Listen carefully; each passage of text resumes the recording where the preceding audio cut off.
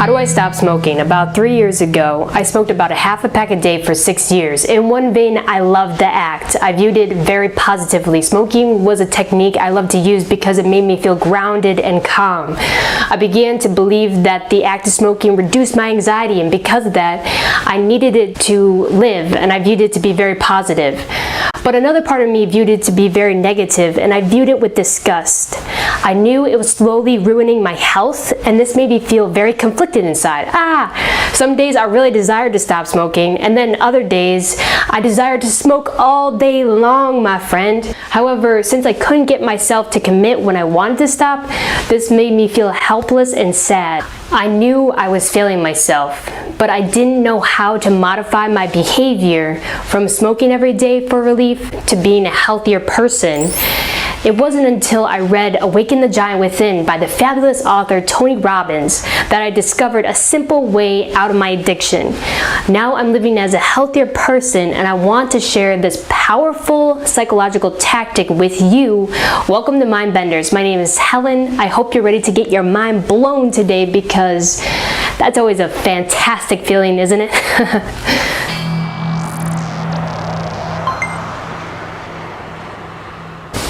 In Chapter 6 of Awaken the Giant Within, Tony Robbins writes how to change any habit, how to modify any ritual and develop a new positive habit to induce better states of living and experiencing in your everyday life. He writes, if one desires to change any behavior and habit, then I need to begin a conscious attempt of conditioning my actions in a particular way for around 30 days. He writes, if I want to begin this distancing myself from smoking, then I need to begin conditioning myself to view the act as repulsive and disgusting. Whenever I desire to smoke, I need to intensify that feeling of disgust till I'm totally repulsed by the toxicity and the chemicals of what it really is, that I wouldn't even consider going near smoke again. This strategy worked for me. I transitioned from romanticizing smoking every day to viewing it with immense disgust, but this new reaction took time to build within me. In psychology, psychologists call this strategy that Tony teaches as classical conditioning. Classical conditioning is widely viewed as a psychological technique that works if one is consistent in creating those connections within the mind. For example, we use classical conditioning all the time on animals and ourselves, such as teaching a dog to sit. We practice over and over with the dog with treats until they make the connection that if I sit on the ground, then my owner will give me a treat. Yum, yum, yum, yum, yum. Tony thinks that if there is massive reward and pleasure through sitting, then the dog will continue to do it. He will continue to do the action. But let's imagine if the trainer hit the dog every time the trainer told the dog to sit. Soon enough, the dog will not like to sit. Rather, the dog will run away in fear, and cower. And whenever someone in the future instructs him to sit, he might not want to do it at all. He might be afraid and cower and run away. Let's turn back to our case. We want to change our dependency on smoking. In order to change this dependency, we need to destroy the link that keeps us desiring to perform the act of smoking. First off, we need to define why you keep desiring to smoke. What does smoking make you feel like? When I was smoking, I asked myself this question over and over, and I began to realize and notice that I would be triggered to smoke whenever I felt anxious in a social setting, or when I was at school, or when I needed an excuse to break at work. So I desired to smoke because it gave me an illusionary sense of control and grounding, and I believe it brought me calmness, and because of this, I kept going back to smoking.